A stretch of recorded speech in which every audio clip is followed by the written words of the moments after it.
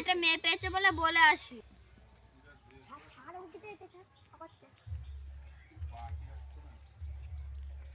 বাড়িতে কেউ আছেন? হ্যাঁ আছি।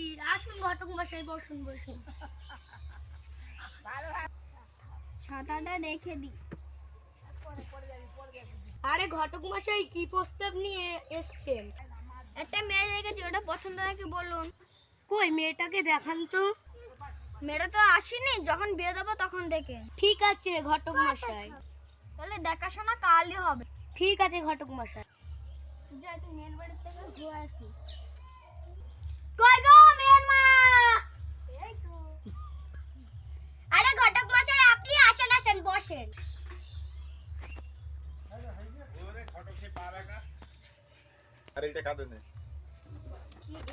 তোমার জন্য একটা ছেলে প্রস্তাব দেখেছি, তোমাদের কি পছন্দ? হ্যাঁ আমার পছন্দ। হ্যাঁ ঠিক আছে, বৃহস্পতিবার দিন চলে আসবেন। কোথায় যাব? ওই পাশে যে কলা বাগানটা আছে তা সেই জায়গার পরে হয়েছে। তাহলে আসি। ঠিক আছে তাহলে আসবেন তো? হ্যাঁ আমি নিশ্চয়ই যাব। তাহলে এবারকার মতন আমি চলে যাচ্ছি। ঠিক আছে আসেন।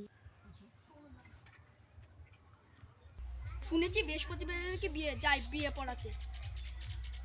বাবা বাগান টাগান পার করে যেতে চার যে কত দূর হবে। এই তো চলে আসলাম, ওরা যে কখন আসবে। এই তো বাট মশাই আমি চলে এসেছি। বউ তো চলে আসলো, বর যে কখন আসবে। খুব লেট হয়ে গেল, জানি না ওরা এসে পড়েছে কিনা। বাবা যাই। বাউন মশাই আমি চলে এসেছি, ও বউ চলে এসেছে। আরে ঘটক মশাই আপনিও এসেছেন? হ্যাঁ আমিও এসেছি। যাই তাড়াতাড়ি করে বিয়েটা পড়িয়ে দিই, সন্ধে লেগে গেল। তাড়াতাড়ি করে বিয়েটা পড়িয়ে দিই। তরমায়ের মেয়ে তাপসীর ছেলে তাপসের মেয়ের বিয়ে কমপ্লিট হলো। আচ্ছা মা বলো তো কবুল? বিবাহ সম্পূর্ণ হলো মা। তোমাদের সুখের সংসার আমি একজোট করে দিলাম, তোমাদের সুখের সংসার আর কেউ ছাড়াতে পারবে না।